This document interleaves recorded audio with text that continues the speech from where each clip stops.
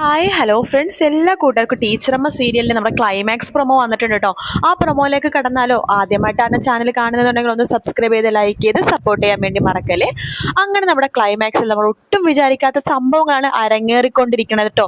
കല്യാണിയും അതുപോലെ തന്നെ കനിഹയും സന്തോഷം കൂടി ചെറിയൊരു പ്ലാനൊക്കെ ഉണ്ടാക്കുന്നുണ്ട്. കല്യാണത്തിന് അത് കനിഹയുടെയും അതുപോലെ തന്നെ നമ്മുടെ ജോണിൻ്റെയും വിവാഹം രജിസ്റ്റർ ഓഫീസിൽ രജിസ്റ്റർ ചെയ്യാൻ വേണ്ടി തീരുമാനിച്ചിട്ടുണ്ടായിരുന്നല്ലോ.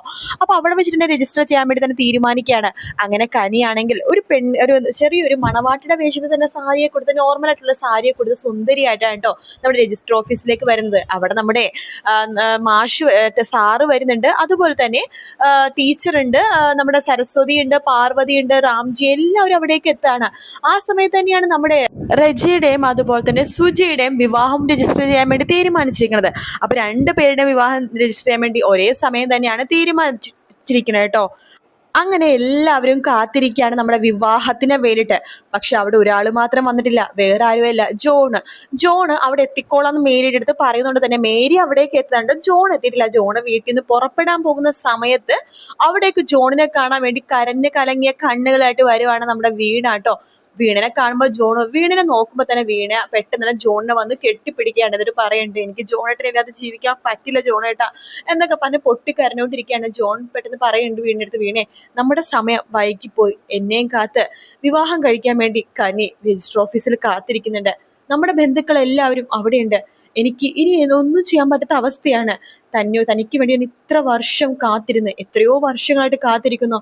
അന്നൊന്നും വീണക്ക് ഇതുപോലെ പറയാൻ സാധിച്ചിട്ടില്ല. അന്ന് വീണ് ഇതുപോലെ പറഞ്ഞിരുന്നെങ്കിൽ ഒരിക്കലും ഞാൻ ഈ അവസ്ഥയിൽ ഇവിടെ നിൽക്കില്ലായിരുന്നു. ഇനിയിപ്പോൾ എന്തായാലും സമയം വൈകിപ്പോയി വീണെ എന്ന് പറഞ്ഞിട്ട് വീണനെ പിടിച്ച് മാറ്റിയതിനു ശേഷം നമ്മുടെ ജോണും രജിസ്റ്റർ ഓഫീസിലേക്ക് പോവാണ്. പിന്നീട് അവരുടെ കല്യാണം കാണാൻ വേണ്ടി നമ്മുടെ വീടും അവിടേക്ക് പോകുന്നുണ്ട്.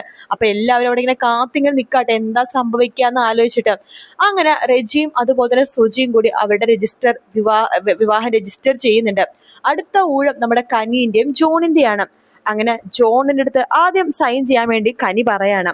അങ്ങനെ ജോൺ സൈൻ ചെയ്യുന്ന സമയത്ത് വീണേനെ ഒന്ന് നോക്കുന്നുണ്ട്. വീണ വിഷമമൊക്കെ ഉണ്ടെന്നുണ്ടെങ്കിലും ചിരിച്ചോണ്ട് തന്നെ ഇരിക്കാട്ടോ. എന്തായാലും ഇവിടെയും വരെ ആയി, ഇനിയിപ്പോൾ അവര് തന്നെ വിവാഹം കഴിച്ചോട്ടെ, അതായിരിക്കും ദൈവനിശ്ചയം എന്ന് പറഞ്ഞിട്ട് നമ്മുടെ വീണ അതിങ്ങനെ കാത്തിരിക്കുകയാണ്. അങ്ങനെ ജോൺ മനസ്സോടു കൂടി തന്നെ ആ ഒരു വരന്റെ ആ ഒരു കോളത്തിൽ സൈൻ ചെയ്യാണ്.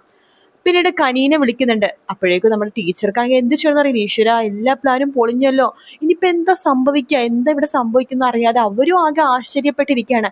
കനി അങ്ങനെ ആണെങ്കിൽ സന്തോഷത്തോടു കൂടി പോയി സൈനൊക്കെ ഇടുന്നുണ്ട്. ഇതെന്താ ഇവള് മറന്നുപോയോ നമ്മുടെ പ്ലാനിനെ കുറിച്ച് എന്ന് മേരിയും സരസ്വതിയും പരസ്പരം മുഖത്തോട് മുഖം നോക്കുകയാണ്.